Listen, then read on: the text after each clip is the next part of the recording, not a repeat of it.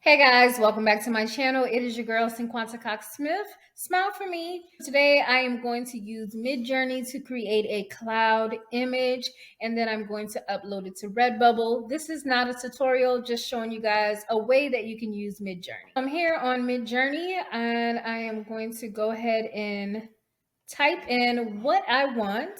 I am going to imagine storm clouds from a plane window over the Atlantic Ocean. You can put in like realistic, you can put in things for 4K visibility. If this does not look good, I am going to probably change out my wording as this goes through and comes up.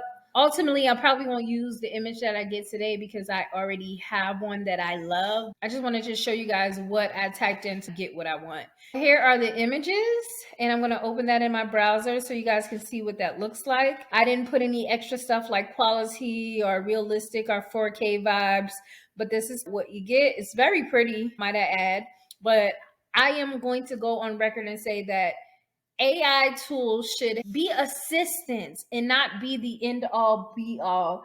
It should be what you can use to help you outsource. Say I needed this image right away. This is my way to outsource. This was already a theme of something that I have. It should help you be better and not basically just take on everything. You need some type of creativity already for AI is what I'm saying. Here I am at my Redbubble account, and I'm gonna go ahead and hit add. Like I said, I'm not gonna use that image I just had because I've already have one that I wanna use. I wanna copy from something that I already made a sale from. So let's see, let's use this one because it's like a similar design. I'm gonna go ahead and put in my title. Got a lot of words right here. I'm gonna add in Ocean. Then I'm going to put the same thing, storm clouds on a plane over the Atlantic. I'm going to go ahead and replace this image with the new image. Here is my image. And what I love about copying works from something else,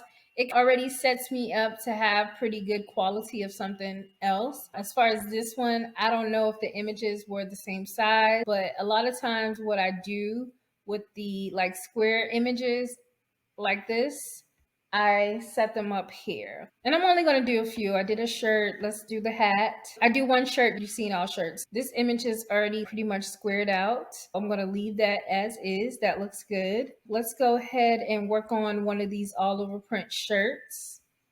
And let's see. When it doesn't cover up all the way, I do sometimes use like the offset pattern so that I can still get that image. Here is a sticker. You guys have seen me put the clouds in stickers, but that's pretty cute where I can leave it like that. Here's a phone case. I'm just going to stretch that out. Probably not that much. Let's see what it looks like. Pretty. Let's do the pillow. What I really want to show you guys, like we can just scratch all of these out. Great. But prints like this, they go extremely well and they look really good on like leggings and stuff. I'm going to just choose the offset pattern. I'm not sure if it's going to show the image. I love putting it on like backpacks and stuff because it really is a vibe. See how that one covers it all the way up at 100%? I don't know why it's not showing the whole thing because the whole thing is covered. I don't know if that's a glitch, but it's big enough to cover the whole thing on that one. And then here we can do the pattern there for the, so it would look like this, but for some reason, I don't know why it's not showing like that on the backpack. But these are like products that do well with this. Once I'm done customizing all of these the way I want it, and see, these are already like pretty much filled out here.